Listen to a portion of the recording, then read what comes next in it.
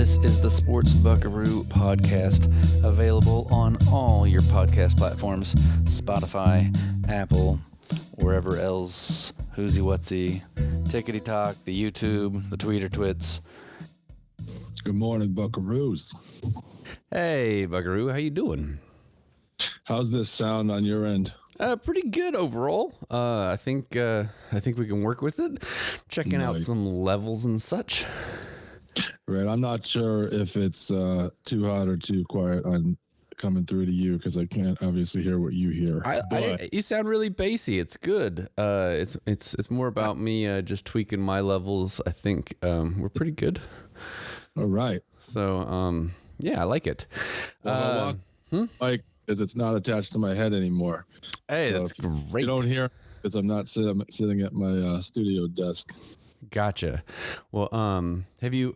Yeah, it sounds pretty good. I think this is exciting for season 3. Well, this isn't season 3 yet. Yes, it is. No, we have to have a major kickoff with season 3. This is a wrap up of season 2. Okay, fine. Yeah. I'll just change all the branding I've been working on for the last 72 hours.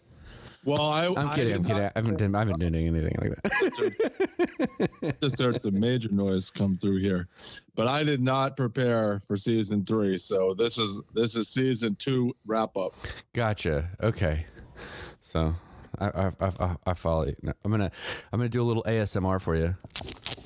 That was tape. Yeah, I feel that like tingling in the back of my head. Okay, cool. All right, I think we're good overall. So no. Yeah, I think. Are you running through a mixer or anything? Do you have any? Yeah, I actually connected. I'm just hearing noise in here. Like whoa. Yeah, you're getting some digital pops, is what it is. Pops, man. What mixer are you using? I have an old Mackie mixer, a workhorse from back in the day. It was the first Mackie mixer that came out, and it was still made in the United States back then. So still going pretty strong, but I'm getting a couple pops from time to time. Yeah, maybe. Yeah, that's probably normal. I think I had a Mackie mixer, and is it plugged into a wall or is it battery powered? No, it's plugged into a wall. Gotcha. You might be like I said, I'm just chalking this out so I can get some of the scratchy. I want to sound as majestic as you. I'm kind of jealous. Hey, so. I think you sound really good actually. So you're sounding pretty bassy. The Aphex onboard compressor is doing wonders. So that's good. Hey, okay, so. I texted you. So I know we were gonna. First of all, I don't even know where to start. So maybe I'll just say, hey, thanks everybody for listening to this season. We've had a real blast of a season. Thanks for sharing us on the Tickety Talk and the Tweeter Twits and everywhere. We're only gonna get bigger and better and more funner, less shiller. And who's calling me? Hold on. Hello, this is your mother speaking. It's so crazy because like I have it on Do Not Disturb and it still comes through. Like I do not understand technology. I'm turning into such a boomer. Anyway, so I just want to say thanks to everyone out there who's listening, sharing. We're only going to get bigger and better and more professional as we professionalize ourselves. Less shilling, more calling it like it is. Dak Prescott is a top 5 quarterback. Sorry. Yeah. So. Yeah, you are popping a little bit, but that's okay. We'll work through it. Yeah, so. I don't know what's causing that. It's random and it just comes and goes. So I'm going to tell you exactly what it is. Oh, okay. So when a cell phone, right, is pushing a signal out, it can actually vibrate through like electrical cables. And so most likely your phone, I guess wherever it's sitting, is sending a signal that'll kind of like pellet through a cable. Well, let's move the phone farther away. Anyway. This is now farther away. Yeah. All right. not right next to the mixing board anymore. Yeah. We'll see if that. And so how the phone like, or if the phone moves or jostles during it, it can like pop a little bit. Do you have like a little lightning cable that's going through it? Yeah, so basically how I have this set up is I have a tip ring sleeve, two RCA jacks that split into a channel on the mixing board, and then I have one of them sending to the auxiliary send, and that is why I'm able to communicate via the phone. Oh, so you have like a proper mix minus setup. Like, you're old school on this one. Yeah, and there's only one school. It's the old school. Gotcha. All right. So I think I know how to resolve this. So cool. Going forward. Excellent. So we will all right, so a couple of things I just kind of want to get into. I know we were supposed to maybe do a couple of little live streams during the Super Bowl, like right to the lead up, maybe halftime during Rihanna and maybe after, but the whole way Super Bowl Sunday went for me was a disaster. It was literally just a disaster of a day. I lost you. No, I'm here. Okay, so what'd you say? I said it couldn't have been a worse disaster for us in the show. So Yeah, well, yeah. I mean, the thing is do you need me to tell you the whole story, or do we just need to move past the fact that it was? I think that it isn't going to be pleasant for the listening audience. So, let's say it had cats and yeah. Let's just say there was a domestic pet issue. DPI, right? Like, the whole Super Bowl Sunday came down to DPI. Kind of ripped the whole spread. Like, you just couldn't get past the damage and done. Yeah. And you're now emotionally scarred. Yeah, so DPI, domestic pet issue. It's funny because the Super Bowl also came down to DPI at the end. Defensive pass interference. So, I really wanted to just unload so much negative energy after watching that Super Bowl. So, but before, I'm glad we didn't actually talk because, I mean, as entertaining as the conversation would have been, I think it would have been unhealthy to actually. So I'll tell you something. I generally don't get emotional after sports games in terms of really caring one way or the other, but I was actually depressed after the end of that game. I felt terrible, and you're like, you want to go live? I'm like, no, because I was too depressed and disgusted with the whole thing. I just needed some time, and I didn't even want to. Then I was like, well, should we do a show the next day? And I'm like, I just need some time to get perspective, because I really just felt gross inside. I just, nothing about how that ended makes me feel good about the NFL. I'm very sour now in the NFL. Yeah. It might sound a little like hyperbole, but I've soured on it. I really don't like the Super Bowl. I like the playoffs, and that's about it. I could care less about the Super Bowl game. I've determined that game is just a big ripoff. Yeah, I feel like I mean, in our little chat group that we have throughout the week, we kind of touch on these topics. But for me, going back to 2014, I guess it was, when Dez caught that ball in Green Bay, took 2 steps and lunged toward the end zone. The ball comes out of his hands as he breaks the plane of the goal line, right? That's a touchdown. Okay. In the history of football, that has always been a touchdown. Once the ball crosses the plane while you're possessing it, that's a touchdown. And so when they called that play, not a catch.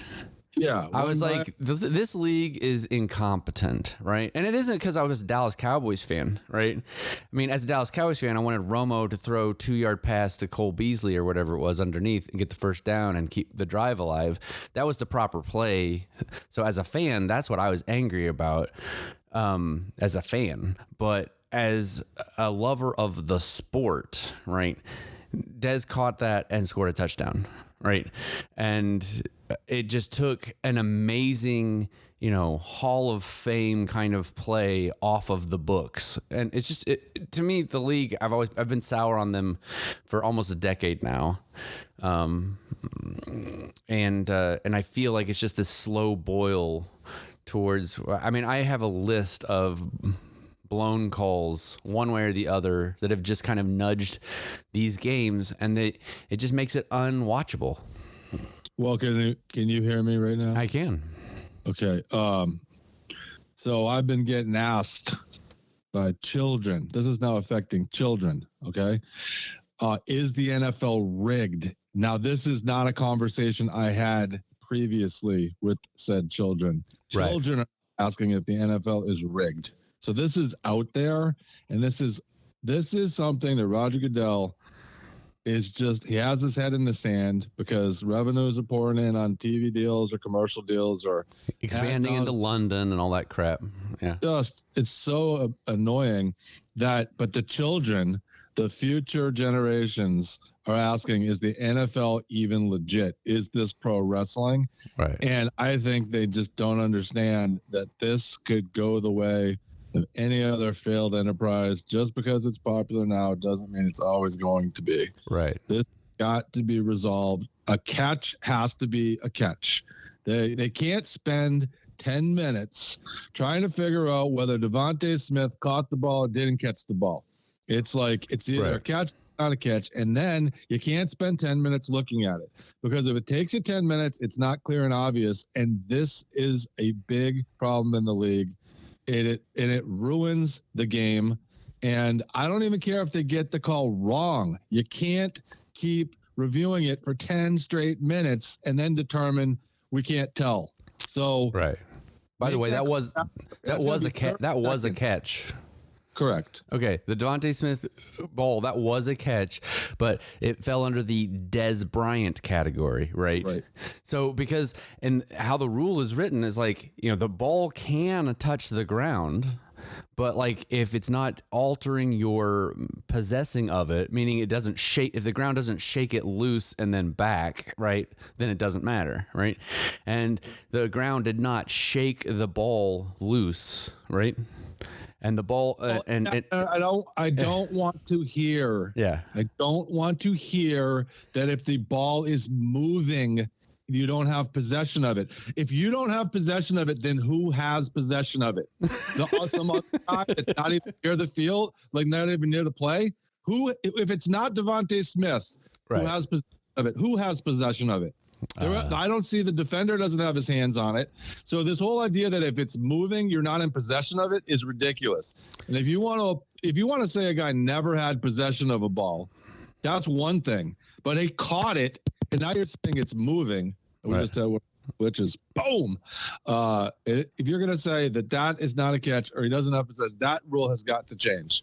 I don't care. Moving it, because you could argue that a running back that moves the ball from his right to left hand lost possession of the ball in that case. Exactly. I hate it. Yeah. I hate it. Yeah, because the and then if we go all the way back to the Brady Tuck rule and stuff, right? Like, quarterback fumbling is considered an incompletion sometimes, right? Because of the Tuck rule. And then if you think about it, I mean, if you wanted to be really pedantic, you could say that Jalen Hurts was just tucking the ball, in that moment. So should the ball have just been dead when he fumbled it? Now, clearly, I understand he fumbled it, and it was a scoop and score. That was the actual football play. But I'm just saying, in general, this league is so weird. Are they going to make quarterbacks just accidentally losing possession of the ball while transferring it from one hand to another? You know what I mean? Right. That's how messed up this league is that all of a sudden people are going to start debating this crap. And it's like, when I was speaking to the children, I was trying to explain that it isn't rigged. It's that the rules are written to create ambiguity. And that is what the problem is. It's like you can't just get a clear answer. Even the NFL official doesn't understand why. Like he said, oh, it's a timing issue. He didn't have enough time with the ball. So wait a second. So now you have to have a certain amount of time. That's not even in the rule. So the official in the booth, who's the expert, is saying that it needed more time before the ball got knocked out, and then it would be a legit fumble, but it wasn't enough time. But there's nothing in the rule that says there has to be a time element. It just basically said, it doesn't even say football move. It just, the rules are stupid. It's like, well, I hate football move in general. So here's what I say. I say if the ball is secured to yourself, right? One hand, because you can make a one-handed catch. You don't have to have a two-handed catch. You can make a one-handed catch. So if it hits your mitt and it sticks, right? And it's no longer rotating or jostling, and 2 feet are down, or a knee is down in field, right? For an instant. There's no time, right? That's a moment, right? To your point, that's a catch, right? Yeah.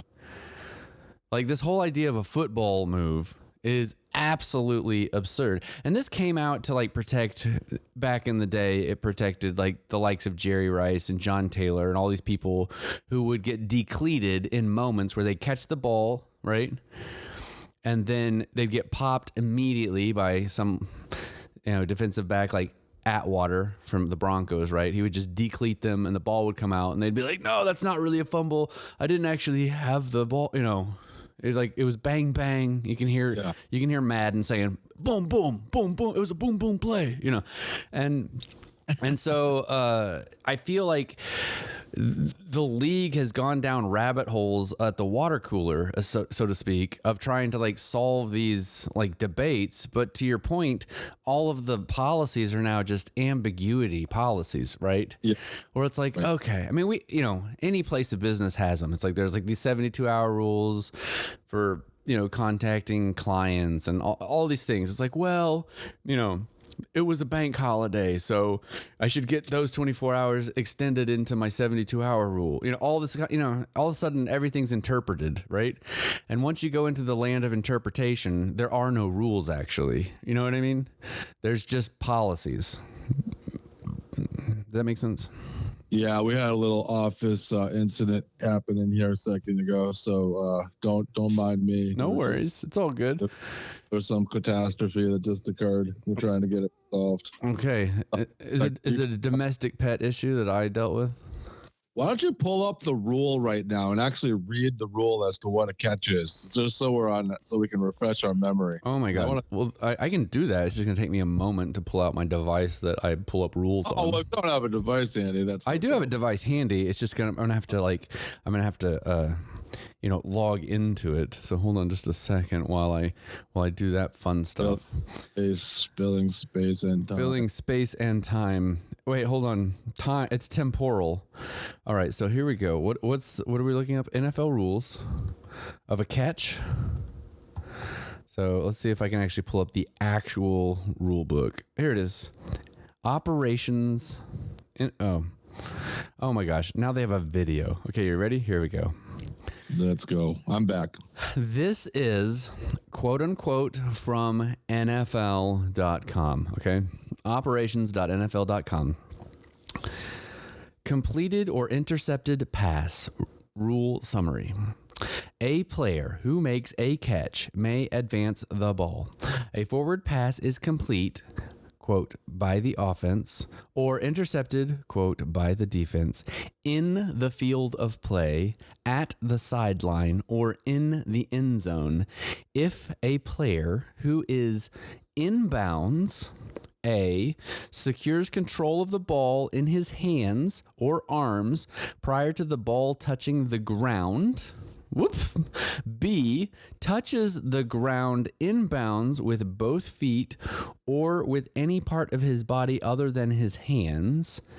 And C, after A and B have been fulfilled, performs any act common to the game. Example given: tuck the ball away, extend it forward, like Des Bryant, take an additional step, turn upfield, or avoid or ward off an opponent, or he maintains control of the ball long enough to do so. That's the time thing, right? He maintains control of the ball long enough to have performed a football move. But so, okay, as I just blow up, let's just talk about that right there. Yeah. Okay. So in my opinion, there wasn't enough time. Well, wait a second. It doesn't say how much time. It just says long enough. So that is ambiguity. So who is making the call that it was long enough? Who determines that was long enough? In real time, you're telling me that he caught that ball, got hit, and it dislodged it, and the referee was able to say that was enough time or that was long enough? For real? Yeah, that's what I'm talking about. It's like it's all interpretation. To your point, it's ambiguity. It's policy. It's not a rule, right? The policy... It's policy enforcement, not policy interpretation, not rule enforcement. Yeah, that's what it is. Policy interpretation, not rule enforcement, right? And so, they've got a bunch of notes here. One other thing I want to say before we move on to the notes. There's an important one in the notes, but nowhere does it say that the ball can dislodge the catch. So far, it doesn't say that anywhere in the rule. So meaning ball moving around on the ground, that's not in this rule. So there are 5 notes on this rule in this Article 3. Okay. Yep. Or whatever it is. It is 1. Movement of the ball does not automatically result in loss of control, and that's to your point. I'm moving it from my left to my right hand, right? Yep. I've possessed it, and I'm now moving it, right? So what is the difference between, what is secure control of the ball and the movement of the ball? So how long do you have to secure the ball before it can move? Well, there's no time on securing the ball. Yeah, there's no time. There's maintaining control of the ball long enough to perform any act common to the game, right? Mm-hmm. So I would say tucking the ball is probably 0.3 seconds, right? Extending the ball forward, maybe a full second. An additional step, half a second. Turn up field, a second. Avoid or ward off an opponent, half a second. So I would say somewhere between 0.3 and 1 second of time is what they're kind of basing their, There's something that we need to go back and look at real quick. Item C specifically says after A and B have been fulfilled. Yes. So let's say you throw the ball up in the air and you're heading towards the sidelines and you secure the ball. So that has to happen first. So you have to have possession of the ball before you hit the ground. And then you have to touch the ground with both feet. And then you have to make a football move. So if somebody is pushing you out of bounds and you're not trying to avoid or ward them off because you're up in the air catching the ball, this whole thing is a little bit wonky when it comes to catching the ball and then being pushed out of bounds because you're doing none of these things in C. Well, see, I think getting pushed out of bounds is common to the game. Okay. And I think when you catch the ball, the player who makes the catch must perform an act common to the game. I know, but I mean, this is a really easy fix. I would say if you are, so for example, if you were in bounds and you got hit by the defender and you come to the ground and the ball, comes out, let's say, so you got 2 feet on the ground, the ball's possessed, you get hit and you lose the ball before you hit the actual ground, right? That would be a fumble, right? It would be a live ball in the field. So what it would be is if you get hit and lose the ball before you hit the ground out of bounds, that's a fumble out of bounds, so it's just a dead ball. But you've already possessed the ball, right? You possess the ball where the ball is with the 2 feet down. So they could really simplify this. Do you know what I mean? And it would well, let me just think of something that the announcer said. He was complaining on one of the plays that that the player had caught the ball, then lost the ball. And the ref was sort of like, well, that isn't part of the rule. And I think I see like that was causing confusion. Greg Olson shouldn't have said that, because the rule, you can lose control of the ball as long as you regain control of the ball before you go out of bounds. Well, so but the thing is so that, are we talking about the Goddard catch? Yeah, the Goddard catch. Okay, yeah. so the Goddard catch is he had 1 foot down and possessed the ball. Then he's like re-securing that catch, right? Because like, it bobbles in there. And before he lifts his foot up, he's re-secured it a second time, then gets the second foot down. So it was a valid catch. It shouldn't have been challenged. It was clear as night as day that. Yeah, well, Greg Olson was saying what I'm saying. If you keep hearing that big pop, it's terrible, but that's okay. No, let me switch. I'll switch off. Hold on.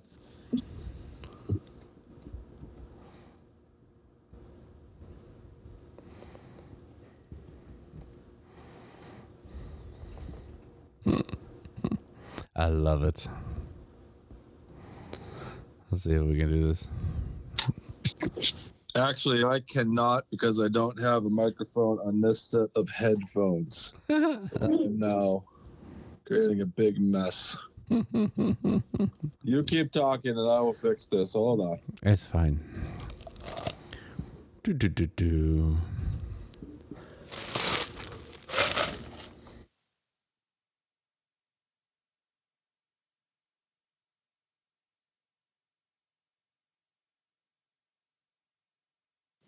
All right, can you hear me now?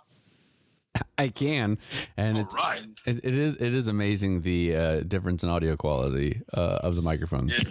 Yeah, this is an Xbox type of headset with a microphone. Okay, this is what like a Razer.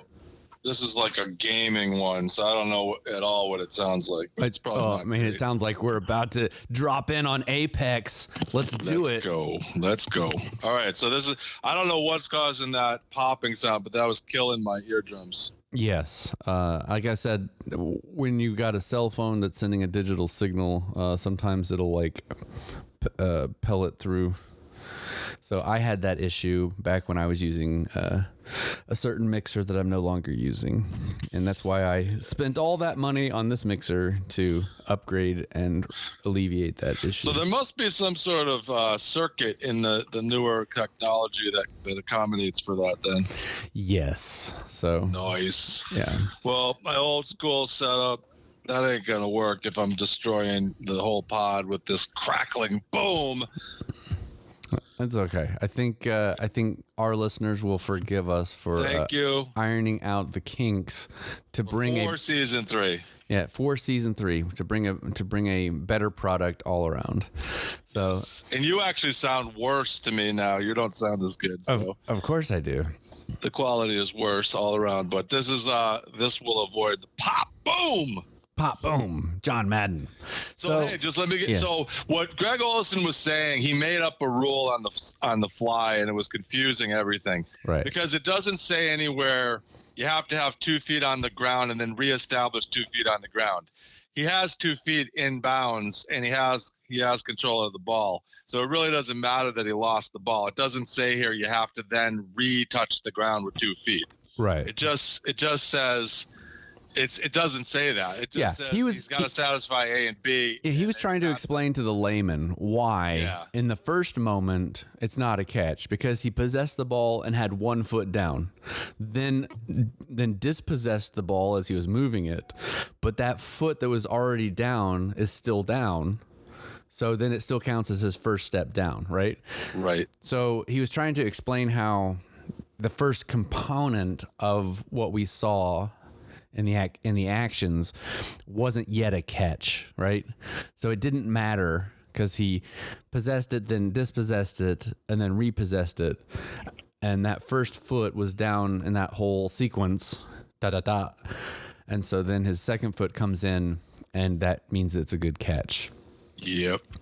It was like toe and foot. But I hate because they're also talking about how if you get a toe down going forward, it's a catch. But if you get a toe down and then bring your heel to out of bounds, it's not a catch. And I'm like, well, wait a minute.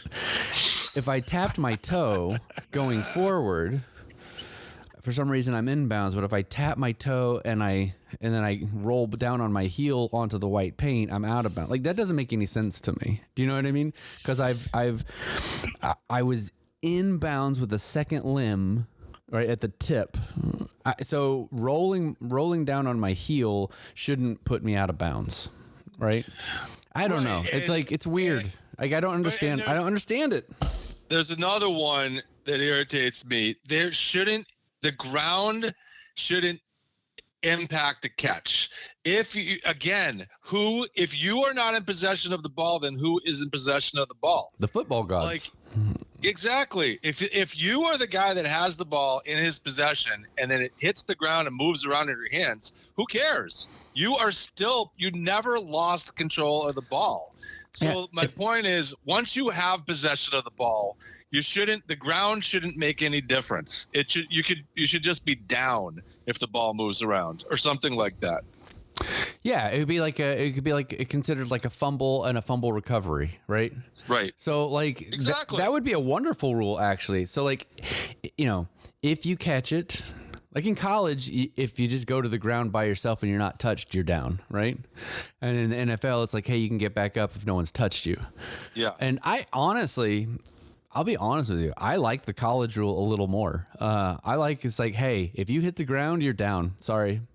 Or they could even make it like this. If you fall on the ground and the ground causes the ball to move around, right? Just have the college rule apply in that instance that you can't get up and run. So that just eliminates it. So, but in the case that you did hit the ball, there was no question the ball never moved, then you can get up and run. But if there's any question that the ball was moving, you're just down automatically. It's like a fumble recovery. Yeah, exactly. That is a simple fix, right?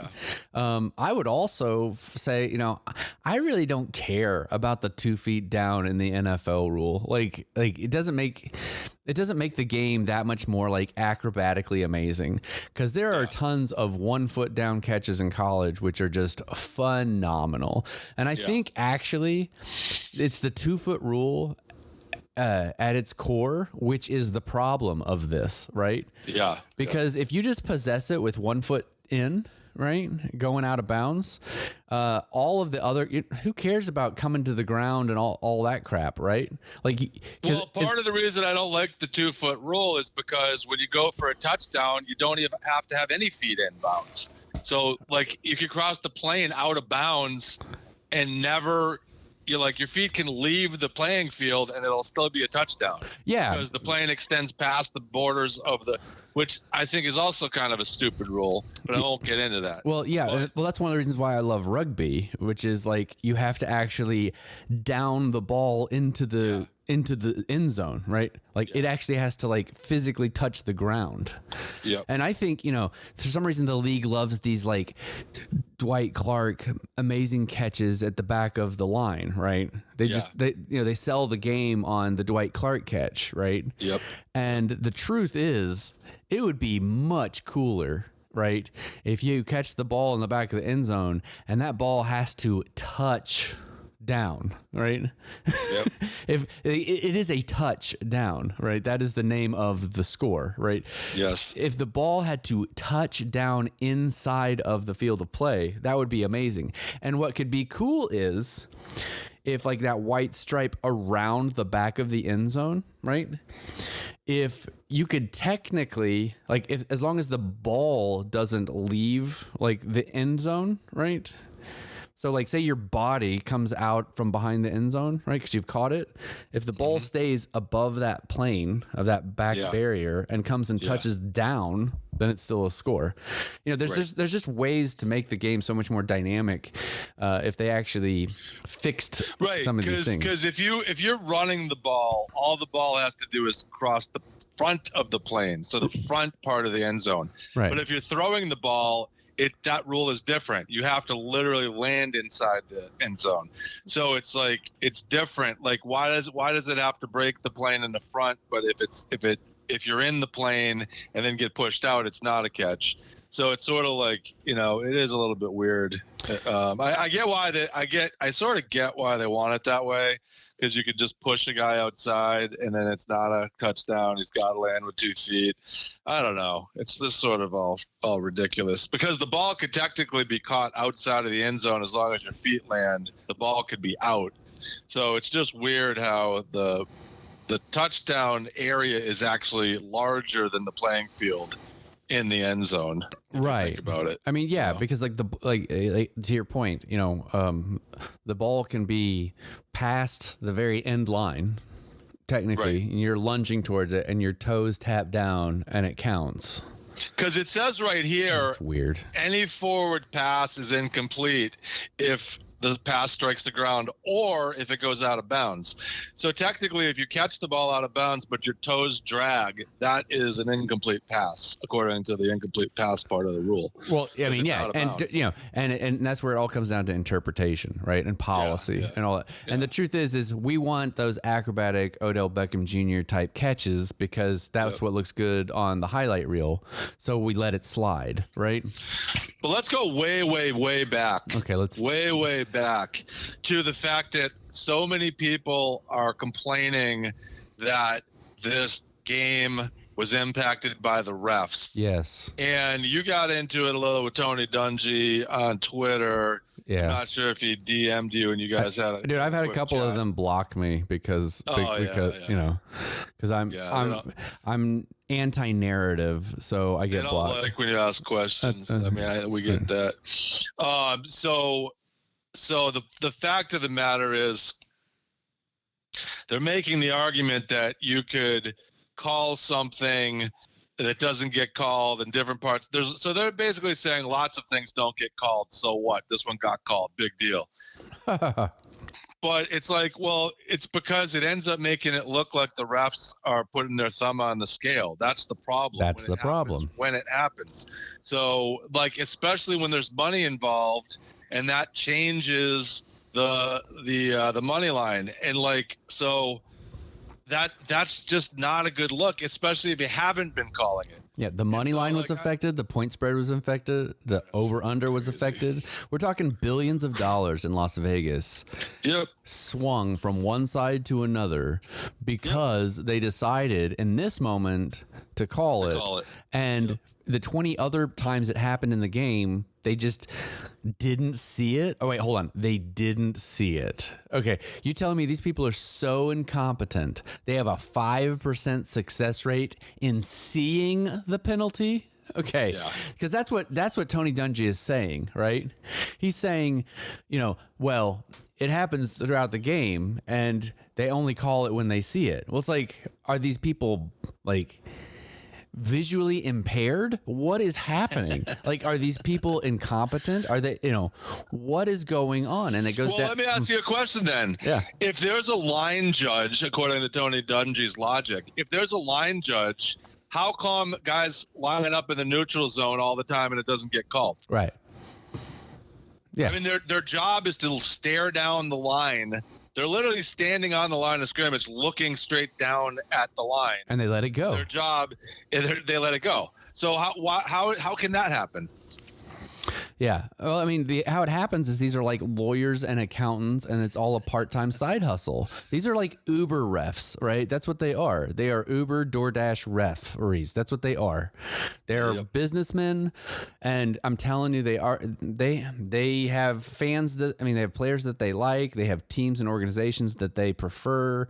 100%. They're human beings. There's no way if you're telling me that all of these football referees, right, aren't childhood fans of like Terry Bradshaw and Roger Staubach. Of course. You know what I mean? Yeah. So they just happened to get into officiating football, and they have no vested interest in anything that happens in the sport. Like when they were a kid, they weren't just huge Pittsburgh fans, right? You know what I mean? It's like, it's absolutely ridiculous. It's ridiculous. And so to your point, you're saying you're talking to young kids that are like asking you that if it's like, is this rigged? And Goodell must resign. He's horrible. It's just he's overseeing an unwatchable decline of a product, and he's allowing it, right? And what he doesn't understand is you can only be subsidized by corporations for so long, right? Because this is what the Taylor Swift stuff is about, right? Is you've got normal fans, right, who love this product supposedly. Now the product supposedly now the product is going to wane a little bit, but in the meantime, the fans like, I'm out. I'm out. I'm not gonna re-up my seat license. I'm gonna save my $18,000 this year. I'm not gonna do it, right? And even if 10% of the fans decide to like say, yeah, I'm out, right? Well, the league right now is like, that's okay. There is a line from here to Muskogee, right? Yeah. Where there's a corporation, like Toyota or whoever, and they buy them up. They're gonna buy up that $18,000 seat license because you're sick to your stomach and you can't support your team anymore because this league is terrible. Well, Toyota has got $18,000 from this facility in Dallas, because they've got some little thing, So now it's a tax write-off for them. Do you know what I mean? They don't care. Yeah. And so that's ultimately where the NFL is going. There won't be like regular fans eventually. It is literally okay. So what the NFL, what the Sunday game is going to become, right? It is going to become we talked about this, you have people who they're in Boston, they go to New York or Chicago for a little business meeting and then they fly back, right? Or they go to Chicago, stay overnight at the courtyard, whatever it is, and they get a per diem, and so much business is built around this nonsense, right? It's like, oh my gosh, why did we all have to fly to Chicago for the 2-hour meeting? And it's like, oh, it's so we could all go to the Blackhawks game, right? Yeah. Do you know what I mean? It's all just so bogus, like it's all a mirage, and it doesn't make you conspiracy theorist. The regular fan is becoming less and less of an important thing. It doesn't really matter. And the thing, can we just take a quick diverge and talk about the NFL in a broader sense in the Super Bowl? Sure. Which I don't really like. I don't like the Super Bowl. I like the games leading up to the playoffs and then the playoffs. And then the Super Bowl always leaves me disappointed. Yes. Even if it's a supposedly good game, it's still not exciting the way the playoffs are. And that might be because of that you might not like the teams, or that it's a blowout, or it's close, or it's not close. But it's always a letdown because it seems like it takes on a life of its own that has nothing to do with all the weeks that went into getting there. And now it's just a corporate mixer. And a couple of things I want to say. Why is it that we have to see Jay-Z at every single event? Why is it always Jay-Z? Here's Jay-Z again. Here's Jay-Z again. Here's LeBron again. It's the same 5, 6, 7 celebrities at every one of these year after year after year. Right. And why? What does Jay-Z have to do with the NFL? Like, why is it a thing that Jay-Z is there down on the field? Right. I ultimately don't understand that. What does that have to do with anything? But every single year, it's the same handful of celebrities that they parade out on the field, and they're like, look who's here, Jay-Z's here. Well, he's there every year. It's like, I don't get it. Like, do you have some ideas? Like, why him? Why is it always him? Does he own an NFL team? Like, what is it about Jay-Z in particular that it's always Jay-Z? He's always at the Super Bowl. So he can't get away from him. He has a publicist. The publicist calls Fox and says, hey, Jay-Z is going to be in suite 200, and he's going to be wearing some of his new fashion. So we want to highlight his new fashion. And that's how it works, right? And so Fox gets just so awful. I mean, and it's all corporate. And it's just like, here's Gordon Ramsay. And guess what? Following the Super Bowl, Gordon Ramsay has a brand new show. And it's like, oh my God, what does Gordon Ramsay have to do with football? He's not even American. Like what? It's like, oh my God. Well, that's why. What's annoying is here we are. The real fans are livid because they understand that on this stage, unless it egregiously impacts the outcome of the play, right, you don't call the penalty, right? Yeah. Like, because, and I tweeted this out, what we learned is vintage Deion Sanders, right? Yeah. The greatest cornerback in probably modern history, okay? Yep. Arguably. Well, his entire catalog of performance is now illegal, okay? Yeah. Because he murdered Michael Irvin in that NFC Championship game when Deion was playing for San Francisco. He was early. He was tugging. He was ripping. Michael Irvin was a rag doll during that game, and the officials did not call a whip of it, okay? Yep. I'm talking from bell to bell for 60 minutes, right? And it was like, how is Dallas going to crawl out of this 21-point hole that they put themselves in? Technically, I'm not saying they didn't, but you know, if you're not going to ever, so if you have a 21-point lead and you can murder the receiver like on every play, so he can't catch the ball, like what do you think the outcome of the game is going to be, right? There's no coming back from a 21-point deficit if you know there are no more penalties in this game, like just called at all, right? And back then the philosophy was, you know, unless it changes the outcome of the actual play. You know, and so in that moment, they're like, well, Michael Irvin wasn't going to catch that ball anyway. You know, it didn't matter that he got tackled before the ball got there. You know, okay. You know. Well, I like that rule, though. I like it like that because. That's how it was. But in the case of this game, that ball was uncatchable. So what difference does it make that there's pass interference there? Right. I mean, that ball is like so far over his head. It's out of bounds. Going to get to it. Yeah, it's out of bounds. So they should just pick up the flag and just say it's inconsequential and run the next play. Right.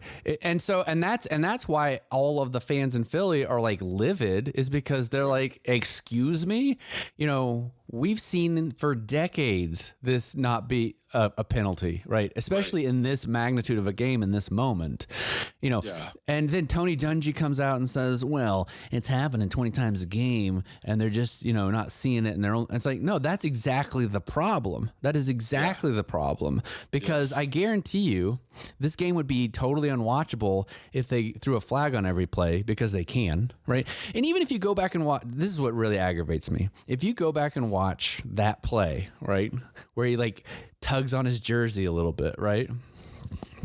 And I'm not saying he doesn't. He, you know, because at first it was his left hand, and then they're like, oh no, it was his right hand. So there was a whole argument over which hand he even like, you know, committed the foul with, right? For an hour.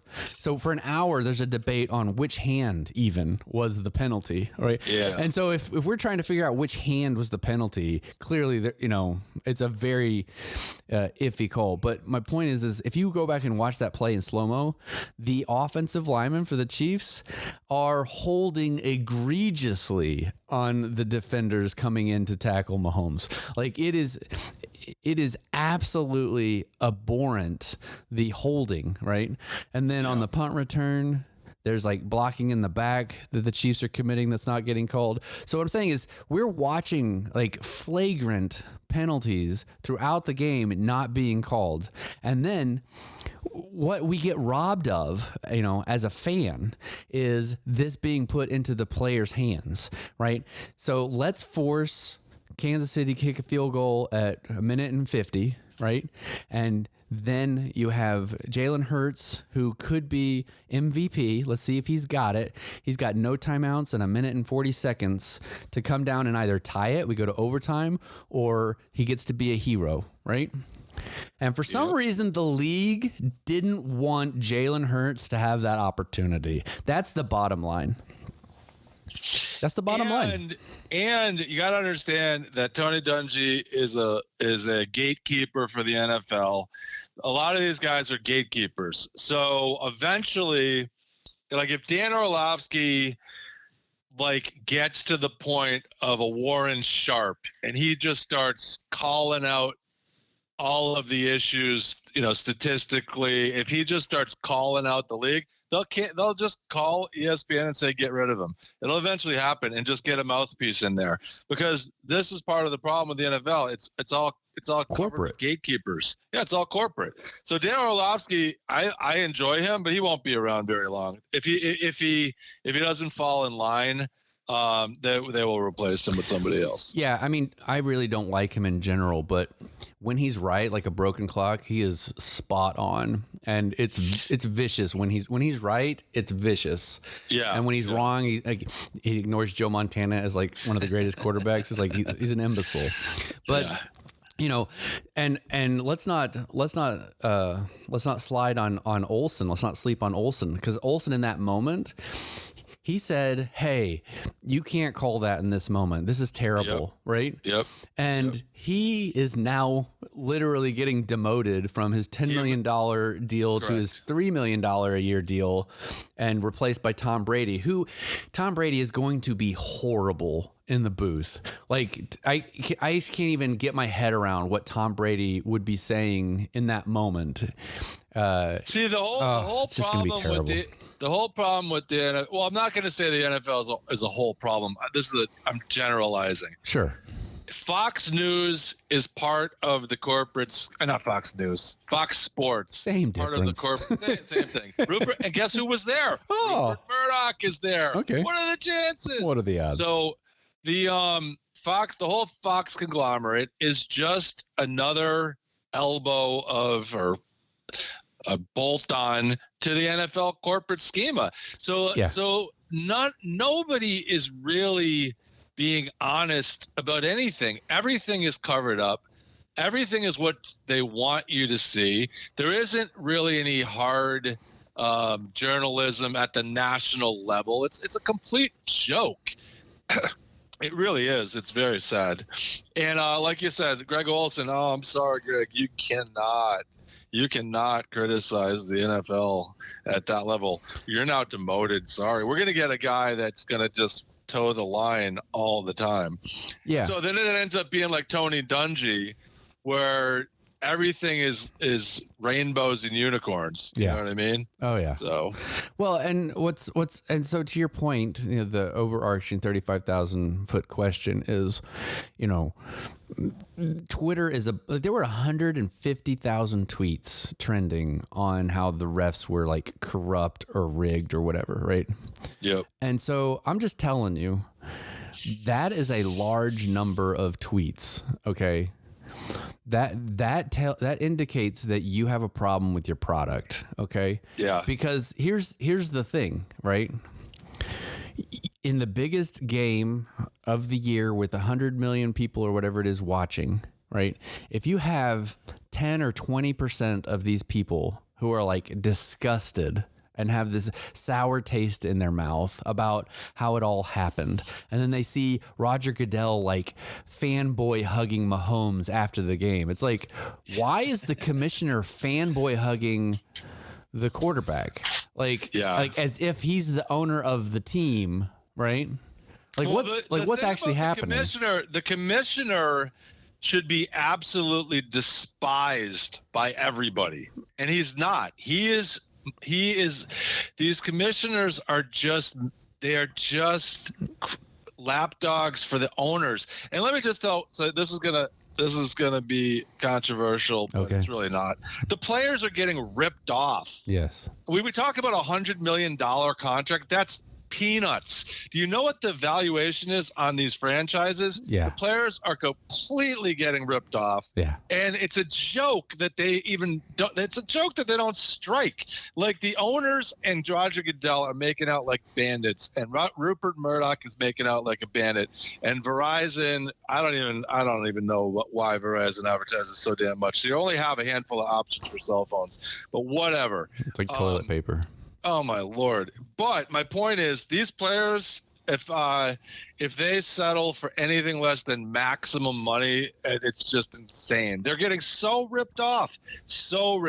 And I'm sorry, but these contracts are way too small. They should demand way more. And the owners have made so much, and the players are getting paid nothing compared to what the owners are making on these franchises. Well, it is an absolute travesty. The players, they're getting so ripped off. The contract should be guaranteed, incentivized for better performance or whatever, and then literally slotted up into 17 tranches, right? Yeah. And that's it. And then each time I go on the field, I'm making my $3.8 million, and I could blow out my knee, but I'm making my $3.8 million, and here's my lifetime insurance policy. In case I blow out my knee and can't play, it could be. And the thing is, and it goes back to your point again, which is, there's a reason why it's so shady. Okay. It's so shady because it's most profitable to be shady. Yeah. And it and like we had already kind of gotten there, and I've gotten there a few years ago. I mean, after the Dez catch, I was like, I'm out. And so I've moved it to where it's like entertainment for me. Right. So I like a I don't like the WWE so much because it's so obviously kayfabe, right? But I do like, like the World Cup. Yeah, they fall down and pretend like they are getting their leg amputated when they get stepped on. It's like, fine, I put up with that, but at least it's something happening in real time, which is somewhat, unpredictable. The unpredictability of it is why I am interested. I don't like scripted stuff that's already been shot like 5 years ago, and I'm seeing it and I'm like, well, because you could make the argument that you didn't necessarily know that Argentina was going to win. Right. It could have been Brazil. It could have been France. It could have been Netherlands. Else. Yeah. Yeah, it could have been somebody else, but I just feel like right now, I'm sorry, but Patrick Mahomes is in every commercial constantly all the time. It's bigger than like Manning ever was with all the commercials. Right. And I just think that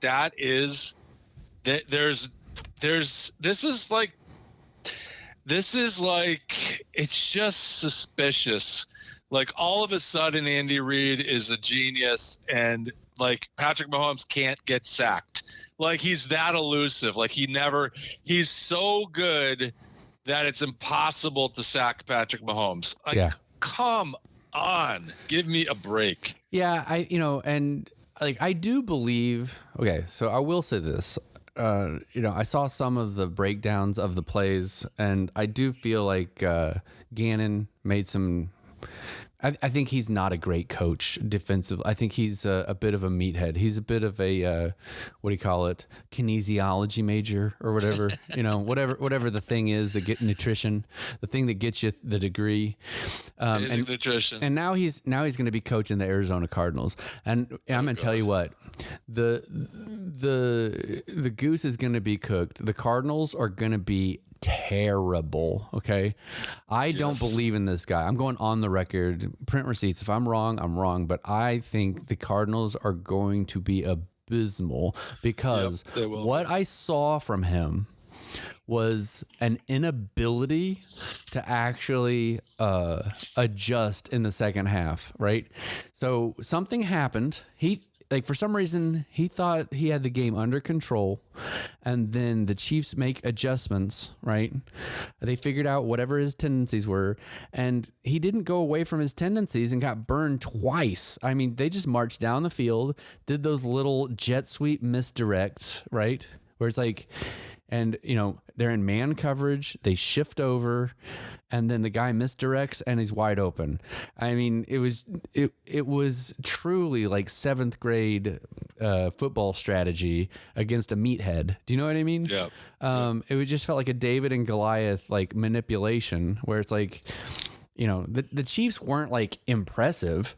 They just didn't make any mistakes, and they methodically just took every 6 or 7 or 8 yards that the Eagles gave them all the way down the field because Yeah, go ahead. Well, I'm saying the Eagles defense all season, and I had talked about how I felt like they were kind of fraudulent all year, right? Because they hadn't played anybody because they had a weaker schedule. Yeah.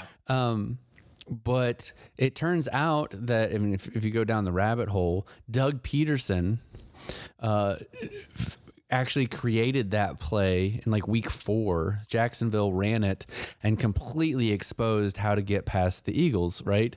And the Cowboys, I think they also utilized it and they crushed them, right? Yep. And so the Chiefs essentially looked at a couple of those games where the Eagles just broke down defensively and they just did the same thing. I mean, it was the same lineup, you know, either left or right, and they just marched down the field with it. And they didn't even have to throw to Travis Kelce, right? Yep. It was unbelievable. Yep. So no, I totally that agree. being said, I don't think Andy Reid's a genius, but I do think Bieniemy is a quality offensive coordinator, and I believe it is egregious that this league cannot figure out how to get him a head coaching position. It's unbelievable. Doesn't make any sense. Yeah, he's not going to be a head coach. I don't know what it is, but some guys just don't work out. But no, I agree with what you're saying. Arizona, this guy it will make no difference in Arizona. It was zero difference. Arizona is garbage. But one thing I wanted to say is, what I don't understand is why is it that the Chiefs are going on this multi-year run and they are not bumping up against like the salary cap in a massive way? Because like we had Joe Tooney, the Patriots had him and didn't want to pay him. So wait a second. So he could just go to Kansas City, get a big contract. Like at what point are they just going to get completely destroyed by the cap? I mean, it just seems like never. Like how the quarterback has the biggest contract. Yeah, Mahomes signed like a $500 million deal or something. Like, right? None of it makes sense. How is this even possible? Because, like the Patriots when Tom Brady left were a disaster because of the money they had pushed forward on him. Yeah. You'll see the Tampa Bay Buccaneers are now going to be a disaster. The Rams are going to be a disaster. How is Kansas City just able to get all these guys? I don't get it. Juju Smith-Schuster's another one. Sure. Yeah. I mean, they got rid of Tyreek Hill. I get it, but that's only one player. But it just seems to me like I don't know how they're doing that either. It seems like this is like the Hunt family is just getting paid back for years. Having built the league, essentially. Yeah, something is happening. Right. We're just going to pay you back now. It's your time. Or this, okay, so this is what I feel because, and I tweeted about this, the NFL draft. Okay, so I don't know if you're aware, but there's like this big complex called Live, you know, that's what it's called. And they built one here in Texas, right by the Rangers ballpark, right? It's called Texas Live. They've built one in Nashville, right? They built one in Kansas City. And if you Google this, like look up, you know, this Live, and it's like a big, just outdoor party fest place, right? It's a big old thing. And so all the fans, that's where you go and you watch your game when it's an away game, right? And so I believe there is, and it's probably, I don't know if it's Anschutz, some billionaires involved in like the development of these facilities, right? It's just like an entertainment complex, right? But Kansas City is having their draft, and of course it's going to be at this Kansas City Live, whatever it is. But I guarantee in 2019 they just did renovations on Arrowhead, and Arrowhead's kind of like this, you know, it's kind of like the Fenway of NFL, you know, to a certain extent. But yeah, Arrowhead's an old stadium. But it is an old stadium. There aren't any luxury suites. There, you know, it is not corporate. So I'm guaranteeing you, right? A lot of this is, I feel like it's orchestrated because there's going to be a big push to basically rebuild a new Arrowhead. Okay. It's going to be new Arrowhead, right? Just kind of like how Jerry World, you know, it has the roof open. Cause like if they hadn't built the Cowboys Stadium to look like Texas Stadium, there were a ton of people in this town who were like, nope, not happening. If it isn't like basically Texas Stadium on steroids, and that's what he did. He built Texas Stadium on steroids. So when you go in there, you still feel those like arches across the top, right? In that big, you remember Texas Stadium. So it was iconic, right? And so I feel like this is just a huge 10-year push to get all of the politicians and taxpayers to go all in on the $3 billion new Arrowhead. I guarantee you that's what we're going to get an announcement for. It just feels orchestrated. I couldn't agree more. So maybe, I'll remove my tinfoil hat, but it just feels like that's, they did it in LA, built the Super Bowl champion out of them to kind of pay for it. It just. Oh, I think you're right on the money. I think that this is not, well, and don't forget. So this is going to sound tinfoil hat. The Patriots started building a new stadium the second Tom Brady got into the league, and he played in the old stadium, which was the worst one in the whole league. Oh yeah. Then they win the Super Bowl that year, and then the next year, Ozzy Osbourne. Geez, he was in a Super Bowl commercial this year. Ozzy Osbourne is the headliner to open up the new stadium the next year. You think this is all just random? So it's like all the work, so Bob Kraft got his, and now it's time for the Hunts to get paid back. The guy in LA is like, look, if you San Diego didn't want to pay us, so I'll tell you what, we're going to give you the Super Bowl. We're going to let you slide on stacking your team. We're going to do this. We're going to do that. And then it's like, all of a sudden the Rams win. And then now it's all of a sudden Kansas City. And you're right. If they now announce they're building a brand new stadium, then the whole thing is actually rigged. At that point, I'll say this is actually being rigged. Yeah, I just feel like, everything has gone corporate. Everything has a purpose. And look, it's really simple. If you're a grown adult and you don't believe that if you don't believe that there's a foot on the scale in this world, then you're just living in La La Land.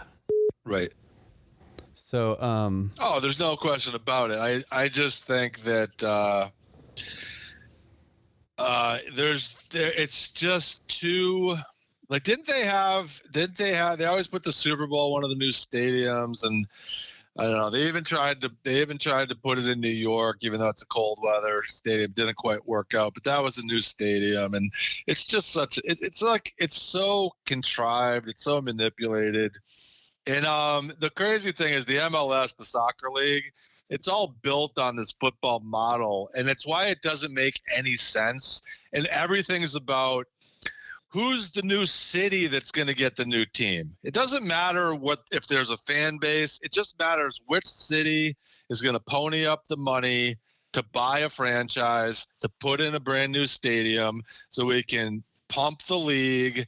And it has nothing to do with building it from the ground up. Like, it has everything to do with who's just going to pay us for the rights to have a franchise. That's all this is. It's a joke. It's not even about the sport anymore.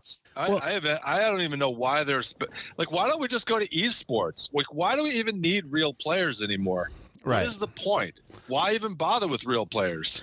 Yeah, it's and the thing is that right is why I'm so disappointed that they can't figure out what a catch is, and they have to throw flags to nudge teams into field goal range at the end of a game, right? That's why it's aggravating to me, because I'm like, I would be fine if y'all want to be all super corporate to build up your monstrosity, revenue event places. That's great. But can we at least hold on to the integrity of pure competition? Okay. One of the reasons why I love baseball. Okay. I don't care if it's the I don't care if it's the Barry Bonds juiced era or not, okay? But one of the reasons why I love baseball is because you have a dude standing on a mound with a little ball, and he is literally hurling it at a guy across a little white plate with a big wooden bat, and the dude with the bat has about a 33% chance of success, okay? That means pitchers have about a 65% chance of succeeding, okay, in general, right? And this is, one of the most compelling battles ever. So we're actually watching something that's like 2/3 to 1/3 success ratio, and yet we are riveted, right?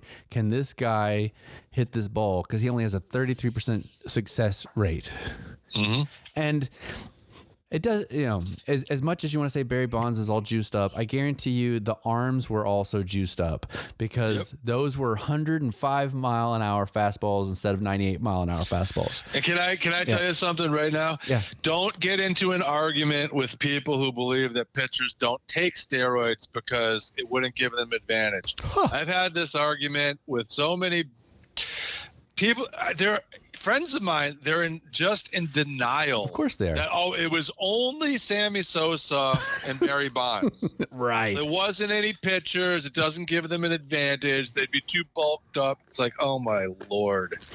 It's like, guys, stop. So I'm gonna like wear and tear my arm. Okay, I'm gonna wear and tear my arm, right? Yep. And I'm just gonna wrap it in ice, and I'll come back in 5 days and do it again. But I'm not gonna take any growth hormones to help the healing process. None at all. Right. They're just all.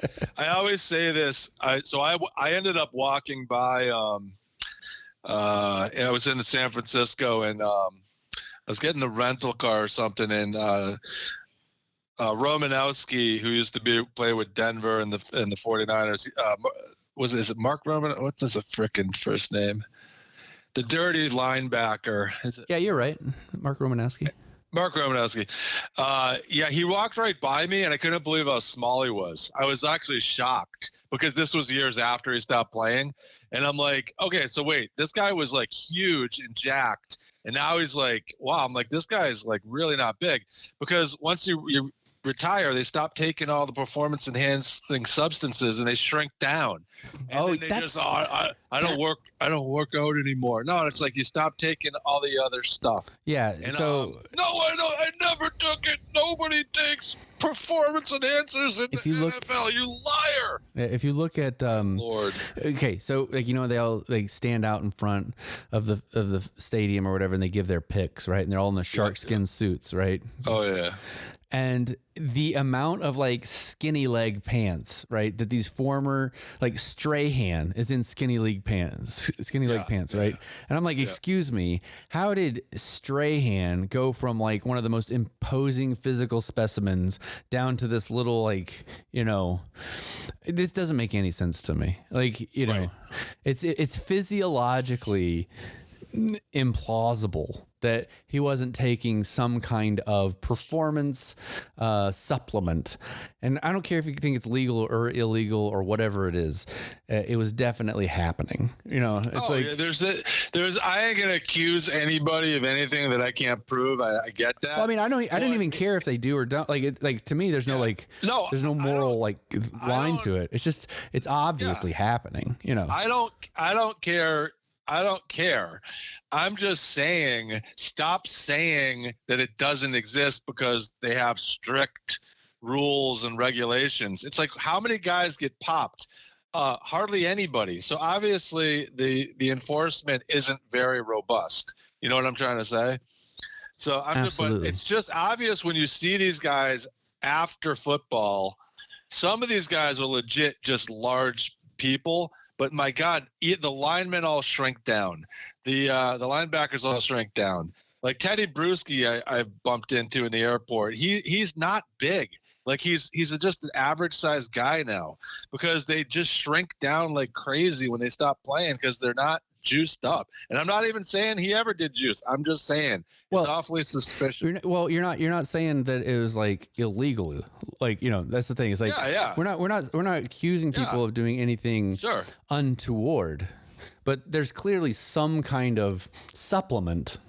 Just of something like it can't just be gluten intolerance and cortisol puffiness. Like there's got to be something else going on.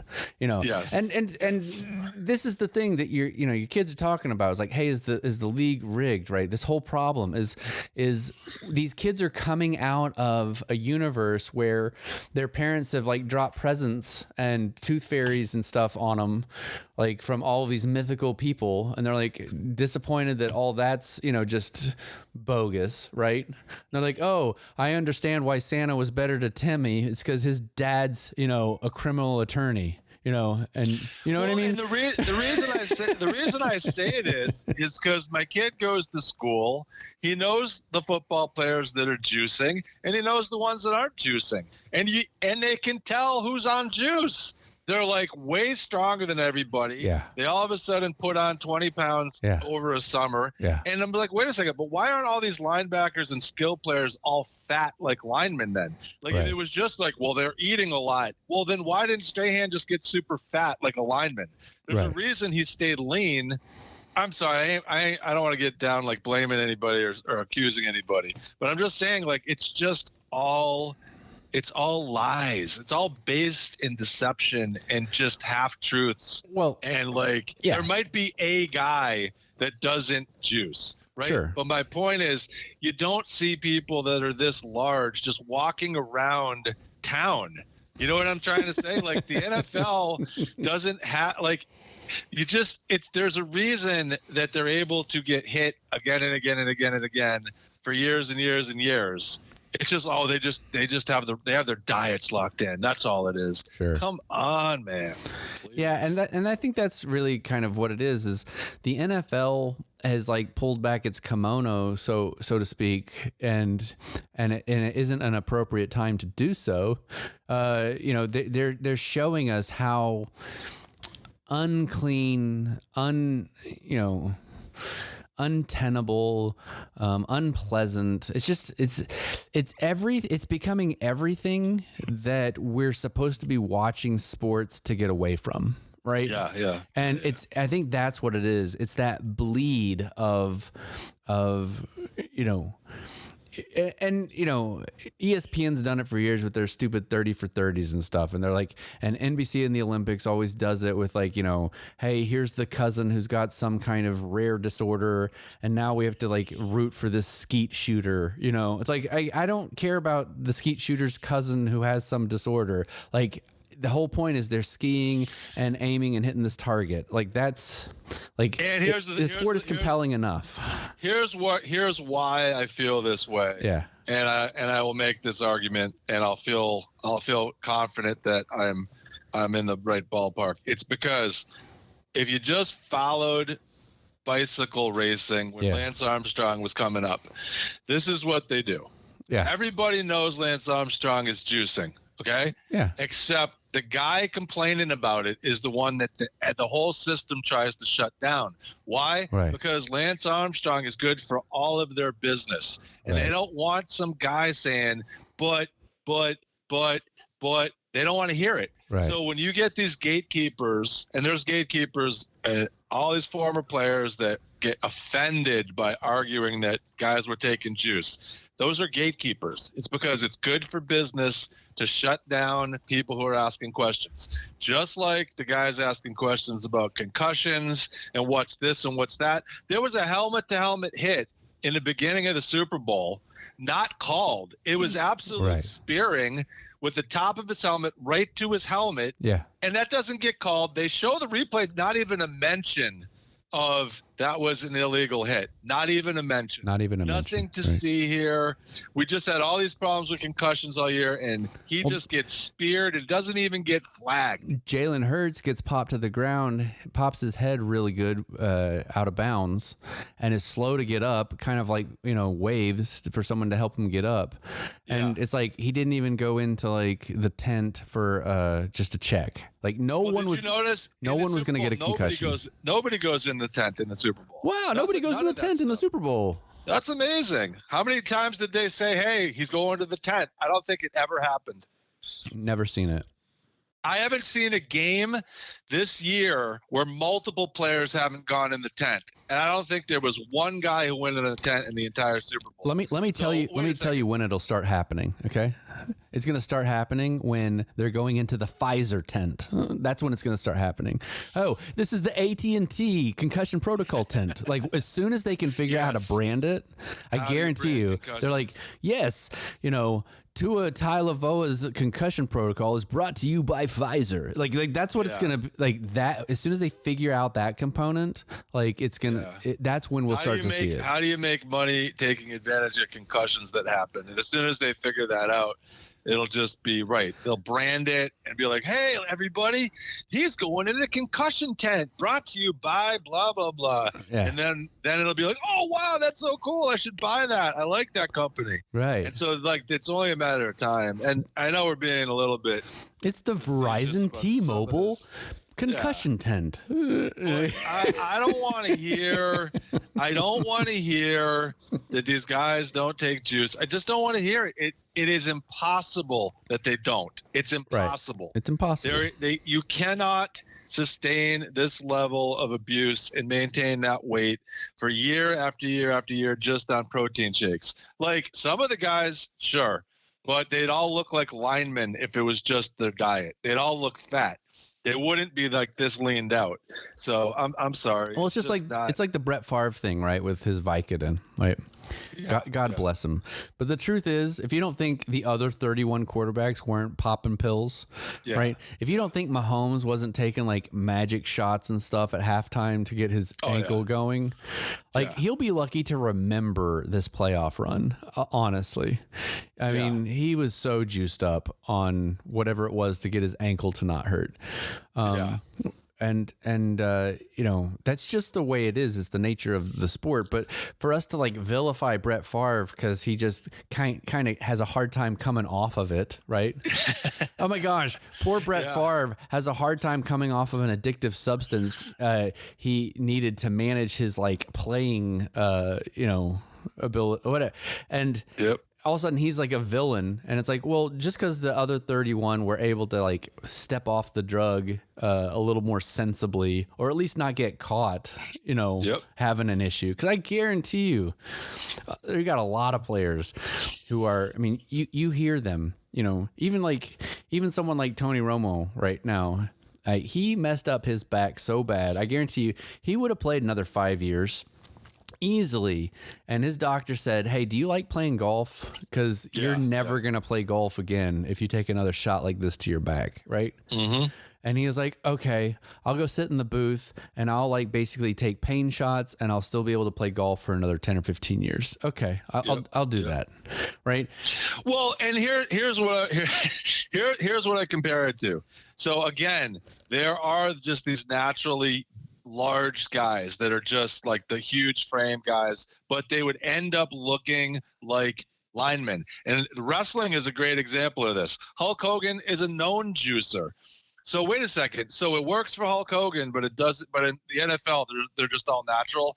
So wait a second. How does that work? So why would why would other sports have these juicing issues, but not the NFL, when those are arguably the biggest and strongest athletes of all the sports?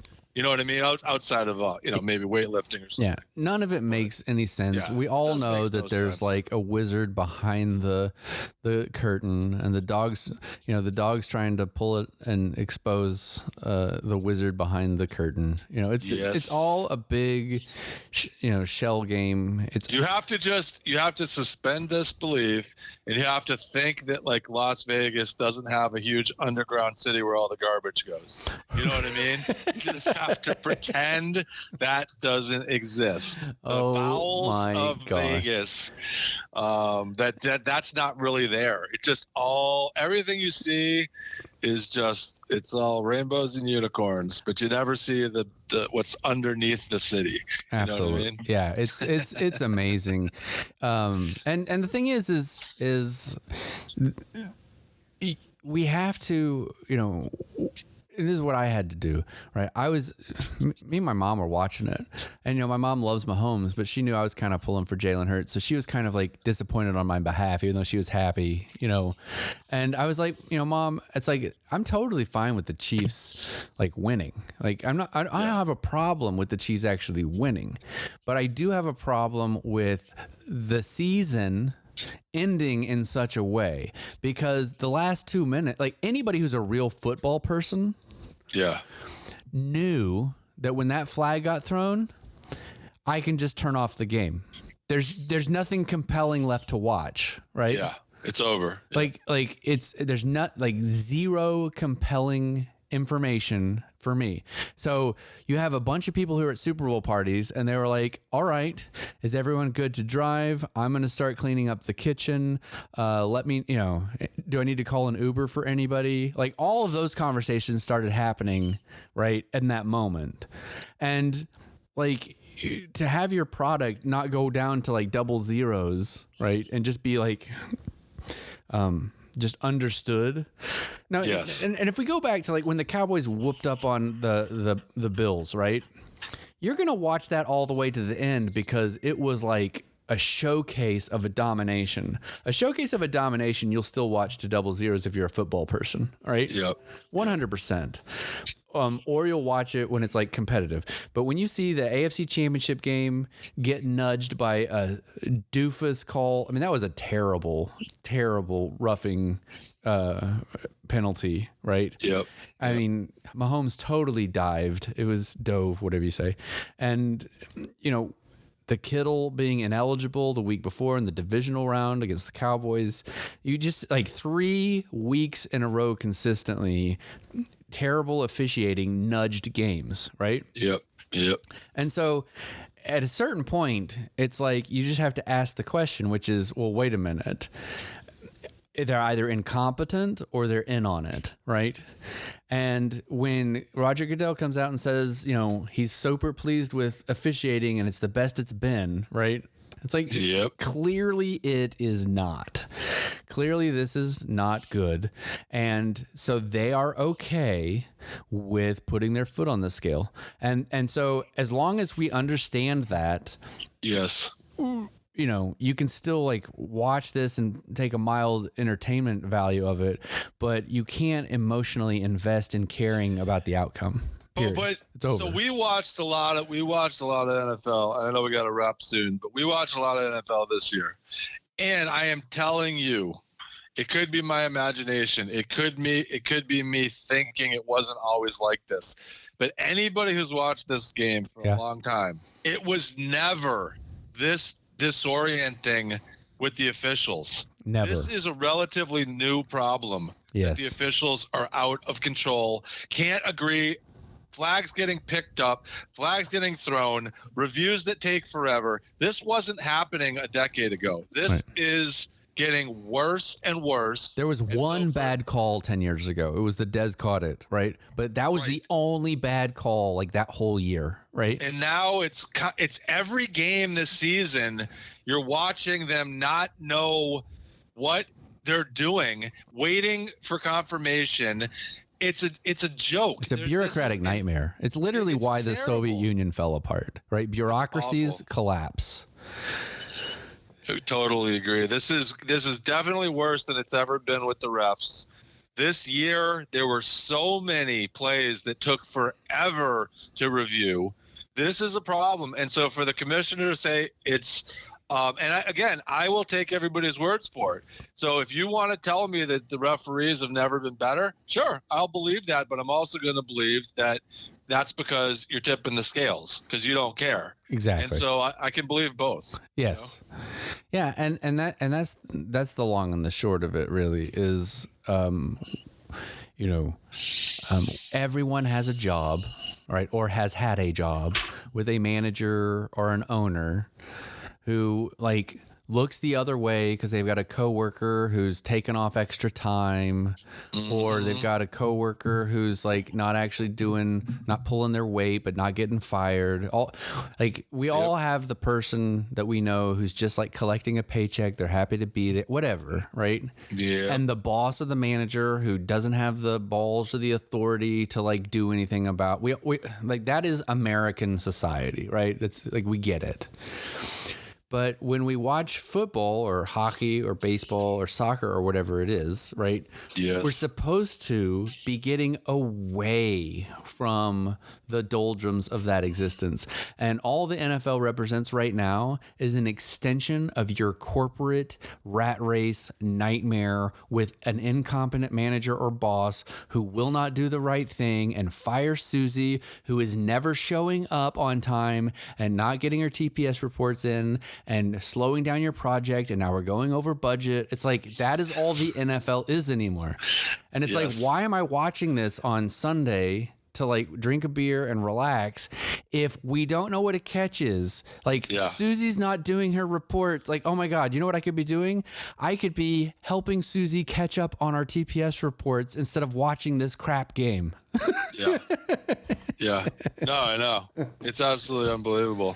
Sorry. And they have it's not even just that. The other problem is there aren't enough quarterbacks that are competent to play in this league. So you literally have a handful of teams that are going to be good for a few years, and then the team will be garbage for a decade, and then it just rotates a little bit. And then it's like, if you can't get a quarterback, just forget about it. You just have no chance anymore. And it's just ruining everything. It isn't fun. I'm going to slightly push back just a skosh, because I think you're like 90% there. Okay. But I would say the problem with the league is there's so much nepotism, and you have like Nathaniel Hackett's and Kyle Shanahan's and Brian Schottenheimer's and all these, nepotism kind of like relationships clogging up I think there are a ton of intelligent, bright coaches and talent that can't get the opportunity because of the bureaucracy and the nepotism, right? And this is why I'm excited about the XFL. I'm not just pivoting to the XFL, but I'm not happy with the USFL like social media people, because they are just like bullying everybody, and it's awful. And I don't want to have anything to do with what they represent culture wise. But the XFL, I'm actually really excited about because they're a lot more fun. But what I feel like is I like these like ideas of these other professional leagues showing up, because one, I think it'll give us better officiating opportunities potentially, because they're going to be less corporate at its core, right? Yep. And two, it's going to show us that there are coaches out there, I don't know, like Bob Stoops, right, here at the Arlington Renegades, right? He is an amazing coach, and for some reason couldn't sniff, an opportunity in the NFL, right? And it's why? Like, that guy is a legend in Oklahoma. Like, why is he not even able to? And it's like, okay, because we got to freaking go through hiring Nathaniel Hackett, right? Because we got all these favors, right, because he's not part of this. He's not part of the fam. The country club. You got to understand. We were talking about this earlier. But this is how the Hunts get paid back. This is how Bob Kraft gets paid back. This is how the guy from LA gets paid back. It's like, you're agreeing to do these things, and then we are going to pay you back by making, giving opportunities to children and people in your family that otherwise wouldn't necessarily go to the front of the line. It's just the way it is. Exactly. It's very obvious if you just take a step back and look how small the NFL circle actually is. It's tiny. It's the same coaches. It's the same coaching tree. It's the same families. It's the same. The nepotism in the NFL is remarkable. I mean, it is absolutely unbelievable how much nepotism there is in the NFL. Yeah, it's crazy. And, and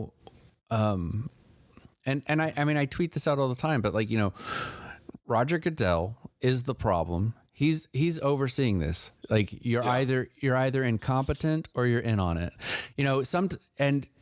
it's the truth, right? Bill Parcells also, kind of summed it up where he says, you are what your record says you are, right? But here's the truth, right? And this kind of goes back into like more of a spiritual idea, which is, and I love this because it's like a really good self-help thing as well. But your life is perfectly designed for the results you are experiencing, right? So, for example, someone has like a low credit score because they didn't pay their bills because they bought a car that was too expensive or whatever it is, right? Or the car got repoed or whatever it is, right? Well, all of the decisions in your life, right, are what contributed to the situation you're in, right? It's like it's this real like centrally ownership driven idea. But the truth is the NFL is discombobulated and completely unwatchable, and it is perfectly designed to be that way, right? The result of the NFL currently is perfectly designed by the people who are running it, right? And that's the problem. Did I lose you? Sorry, I was talking into the mic. Did you notice, and this is just a cultural reference, okay, did you notice that they went back to the good old tried and true military style NFL pregame? Oh my God. There was an absolutely amazing Star Spangled Banner. There wasn't any Colin Kaepernick kneeling and arm raising or protesting. Yeah. It's amazing. It just how vanished. The NFL, it just vanished. Just pivot. They just pivoted just like that. But now it's not about social justice and change. It's about the military and let's go America. Wait, hold on. Wait, did the change already happen and that's why they're not doing it anymore? Like, I don't get and that's the thing. So what they figured out, here's what they figured out, right? They were going to be just, activist enough to appease the Karens, right? But they're no longer activist enough when it impacts their pocketbook. I guarantee you, right? Yes. It all comes down to we will appease the Karens because if the Karens are suing us, it's bad for our pocketbook. So we'll appease them enough and then they'll kind of go away, right? Yes. And the truth is Karens aren't football fans, people, right? That's the bottom line. Karens are not football fans. So yes. It shouldn't have even it's like the person who shows up at your house and they're all a vegan or a vegetarian or whatever they are. And it's I'm sorry. I understand that you have a gluten insensitivity, but I am going to serve sliders to everyone at this party. You do not have to eat them, right? Yes. But we're still going to have the sliders, right? And, obviously it's hey, I realize my friend has a nut issue or something. So I've created a treat for them. Special. Please, everyone, be considerate. Don't eat the nut-free thing because Karen needs to eat it, to enjoy the game, right? The thing is, but if Karen came and ruined the party because of her issues, right? We'd be actually, where's Karen? Oh, she wasn't invited. Oh, yeah. Okay, so that's what it all is. It's literally, we live in, that's the world we live in. You got to be a good hang, period. It's just, you can sort of see what's going on by how the NFL approaches things. And now we're back to the tried and true military. I don't like any of that stuff. I'll be honest with you. No. Look, it's not that I'm not patriotic. It's not that I'm not pro military and protecting our borders and the whole thing or whatever. But it just is. It's kind of you're held hostage. To me, it's hey, it's the same stuff with the cancer awareness or whatever the thing is, right? Whatever. It's it would be hey, by the way, reminder to everybody, use toilet paper. It's yeah, we're all going to be using toilet paper anyway. Why do we need to we don't need a minute of silence to honor the porta potties. What are we doing? We all know the score. Well, why is it that why is it that they promote the military?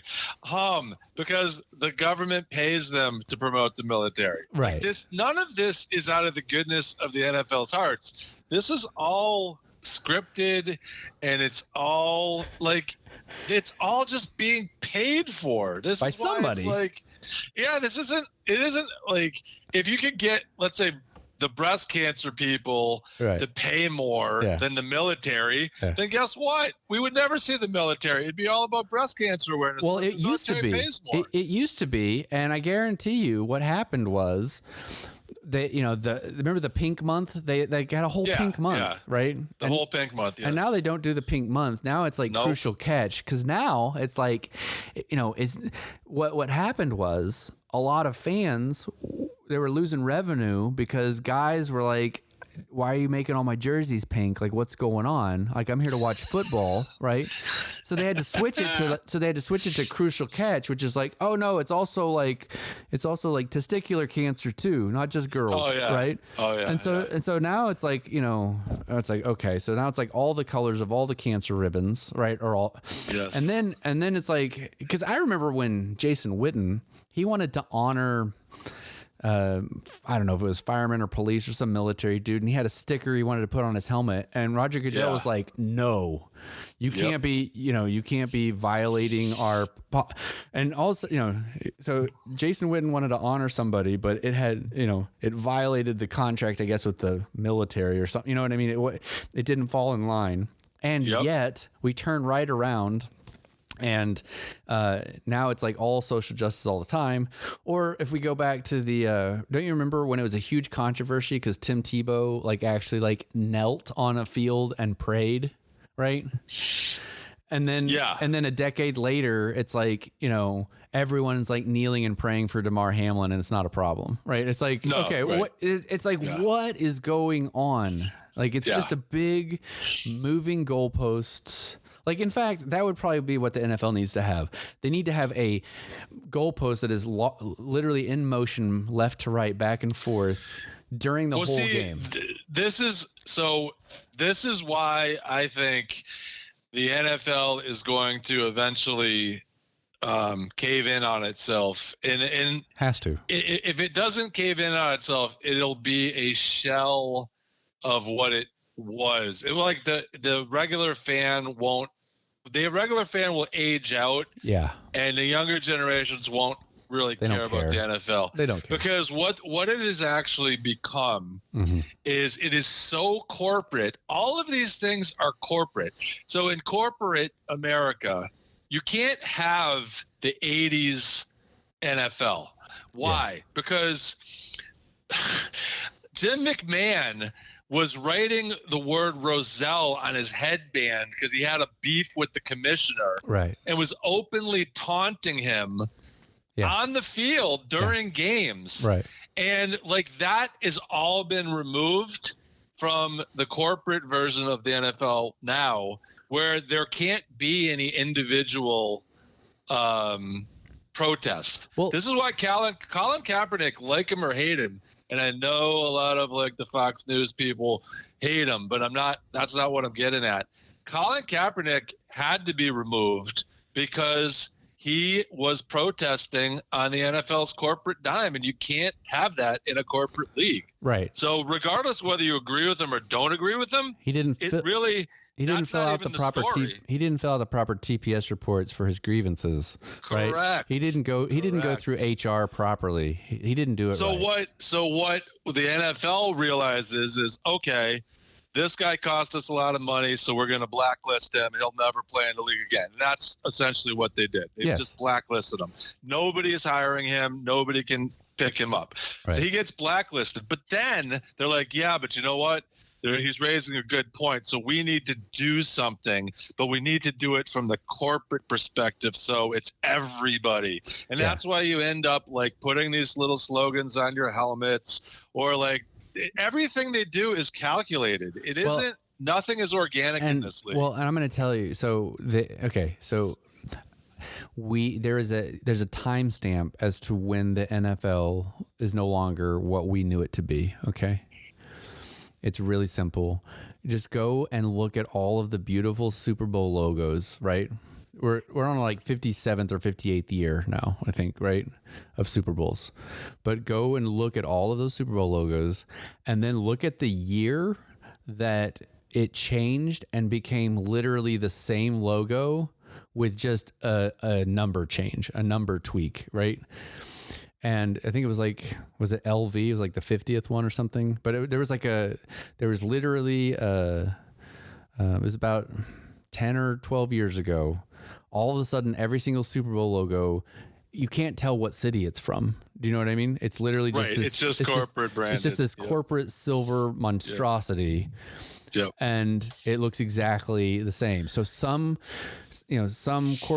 corporation consultant team came in and said, you need to centralize your Super Bowl branding, year after year. It can't be like specialized to New Orleans or, the Rose Bowl or whatever it is, where the location. Correct. And it's like, correct. And you know exactly why that is. It's because in the event, right, something catastrophic happened. This is the conversation the consultants had with the NFL, and they're actually right, which is in the event, let's just say there's like a chemical spill, right, outside of a city where the Super Bowl is happening, right, and we need to relocate it, right. We need to be able to pivot on a dime with all of our branding and marketing pieces in place, right? Yes. Yep. And so if you all of a sudden had to move it from Dallas to Atlanta or Dallas to Minnesota or whatever, like it would all look the same. And so I get that. They're like, we're going to save you so much money in the event you have a crisis, right? Yep. And so I get it, but also that lets you know where the footing of the league actually is now. It lets you know that the soul is gone, right? Yeah, like if you think about it from this perspective, if you go to Europe, soccer is big there and other sports are big there, right? But the difference, and baseball might be a little bit more along these lines, but there is a thriving small market lower league thing in Europe that we don't have. Okay. Right. So like depending on where you live, let's say you live in Fort Worth. Well, Fort Worth, you don't need to root for the team from Dallas because Fort Worth actually has its own team that you root for, right? So at the real local level, there's a connection to small market teams, but that is completely in the corporate world. That can't exist, right? Because you can't have these little small markets because everything has to be corporatized.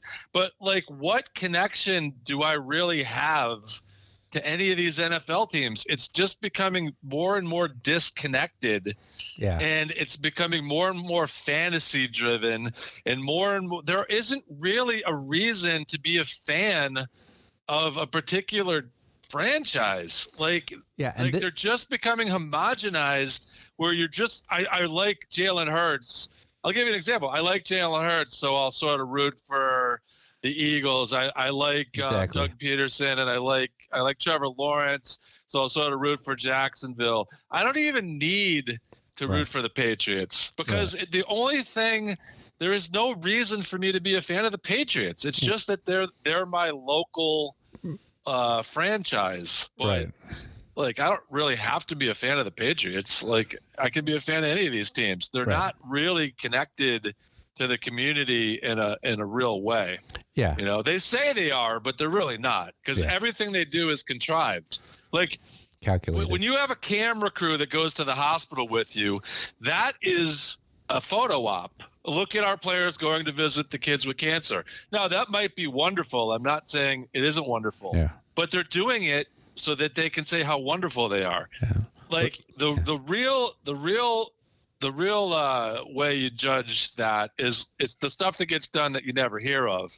And hopefully they're doing that stuff with nobody hearing about them. But it just seems to me like everything is just manipulated and contrived, and it's all just for public relations, and it's all just so fake. And there's no edge to the NFL. There's nobody like a Jim McMahon who's saying "F you" to the like he's in a war with the commissioner. That would never happen in today's like NFL. Oh, you get fined and canceled and removed. Yeah, and absolutely all the things. Yeah, and that's the thing is you know, like I said, I love the sport. I'll still watch somewhat because I love the sport. We'll still talk about it because we like the athletes and the thing, right? Like we're not just you know, Karening and walking away, but like the thing is right. But there are other options for our eyeballs to be entertained by, and you know, I feel like it's just really sad because like you said, there is going to be a peak and a fall off at some point. And it might be just, you know, after our generation is gone and you know, your kids' generation comes up, that's like, they're not going to spend the $2,000 to go to the game, right? Because they're like, you know. Well, let me tell you something right now. Yeah. I have no desire to have season tickets to the Patriots. Sure. I could care less about that. Now, 15 years ago, you couldn't even, it's impossible. First of all, the list is so long, but I don't think that list I bet is shrinking. I'm seeing who wants to support this? Like who's crazy enough to like care about having those corporate tickets? That was like 20 years ago. That was huge, but it's just becoming less and less. Like, why am I buying these tickets? Like, why do I want to be a season ticket you have holder? those, you know, like you have like those weird like Oakland Raiders fans, right? Those guys, you know, that whole like kind of weird subculture of football fans. Dallas has them as well. Cleveland has them. There's this like this, you know, this that tailgater kind of community, but it's dwindling, right? Yeah. And they're getting more and more dissatisfied with the product. And so, you know, and this is exactly why they're going to these, you know, Texas Live, Kansas City Live, Nashville Live, like settings, is because they've corporatized the tailgating experience as well, right? Yeah. They've turned the tailgating experience into this like Disneyland thing. And it's no longer like, hey, I bring my tent and I actually bring my queso and you check out my barbecue and I've been smoking this meat all week for the game. Like that whole crowd is like vanishing. And now you have like corporate barbecue, meet us at the, you know, at our little kiosk outside the stadium. You know, it's like, oh my God, it's just completely changed. And so we're just going to watch this, you know, slow emotion, instant replay of a corporate, you know, collapse. It's basically how all bureaucracies collapse on themselves. And the more bureaucratic an institution becomes, that's when it falls apart. Doesn't matter if it's, you know, if you go all the way back to the Byzantine Empire, the fall of Rome, all of that, as it becomes corporate and more corrupt and more policy driven and less rules enforcement, like it's just a mess. Well, and I'll give you an example, like Cleveland, like the Cleveland Browns, that is going to be a dying NFL city. Eventually that team will move out of Cleveland again because they're not going to support it because, like, I'll give you an example. When the Cleveland Indians were renamed to whatever they are now, the Guardians. So wait a second. So you grew up in Cleveland and you were a fan of Wild Thing and the movie that was built around this city and the Cleveland Indians, and it's an iconic logo, and now it's something else. Well, what does that mean? That means that like this doesn't even need to exist here. We could just put this anywhere. We could move this to Sheboygan, and it could be the Sheboygan Guardians, whatever they are, Guardians. Like it just, this is the problem with corporatizing everything. Everything becomes like Home Depot, and it's it's the same Chevron and Starbucks everywhere. And Best Buy. I mean, everyone has their little like. And I told you this story a while back. I was driving to visit a friend in Mississippi, so I drove and I was amazed that each of these little towns, like, literally had the Best Buy, Starbucks, Chevron, like, you know, hub. And it, you know, it doesn't matter. It's the Best Buy, Walmart, Chevron, Starbucks hub, Panera Bread. It's the same little thing. And so I wouldn't have known which town I was actually in if it didn't like tell me on my iPhone, you know, hey, you're in this part of Louisiana. I'm like, I could literally be at any Starbucks along the way. Like it's all the same town, right? Yeah. And you know, in the 80s and 90s, they said it was like, you know, it was like suburbia. It was this whole thing of homogenizing our life experience. But the truth is, you know, what's the point? I know people who go on trips, right? And they literally land in some other town and they hit the Starbucks there. Do you know what I mean? And you're just like, no, I know exactly what you mean. This is like, it's like, this what? is the problem with the NFL. Like this is the problem with what's happening in America is like, and I'm not saying that having some of these conveniences isn't a good thing. I love knowing that I can get my hot mustard on my McDonald's fries anywhere in the world. I love that. Don't get me wrong. I love that comfort. It isn't necessarily that's not the a point. bad thing. Yeah, that's not the point. There's a Starbucks. It's just that the problem is there isn't anything that is anchoring the community to something that's different than some other community. So when you travel and you go somewhere, you're like, I want to know where is the ribs place that I can't get in Boston because it doesn't exist in Boston. Right. But if the ribs place is like California Pizza Kitchen, well, like then okay, so wait a second. I've come to I'm in Rome, Italy, and I'm gonna eat pizza at the California Pizza Kitchen. This is what the problem with it. Yeah. Everything is then just generic, and it's generica, and then now you realize why the corporates don't want any of these small market things to exist because there was an argument that when Home Depot came in. This goes back, or Walmart comes in. Yeah. They're going to wipe out. There's a lot of truth to the fact that they will wipe out all the local stuff. They will. Because eventually it's not just the Walmart. That's how ecosystems work. I get it. Exactly. Yeah. They always. So the people who are saying we shouldn't let this thing in, they're absolutely correct. You can't have a thriving subculture if you're going to let the dominant culture come in and just crush it with unlimited funds to just buy everything up. Yeah. And everything looks like Disneyland, where it's like Patriots Place in Gillette, Gillette Stadium. Well, it looks like it's an outdoor mall. Well, now, there's nothing wrong with an outdoor mall, but there are outdoor malls everywhere. And everything is now an outdoor mall. Yeah. And you can't get away from the outdoor mall. That's all there is. Yeah. Well, the thing is like just all the counterculture, subculture, all of it, right? We've talked about this ad nauseum on and off the podcast. But I love Tiesto. I listened to Tiesto 20 years ago, right? But I like Tiesto when he was underground, right? And there was a club scene, right? Yep. And now it's the Disneylandification of electronic music, right? And all of the sudden, right, there are these huge festivals and you have sorority girls going and they're like, oh my God, and they're hitting the Starbucks before they go to the La La Festival or whatever it is, and it's like, what is happening, right? This used to nobody knew that I was going to see,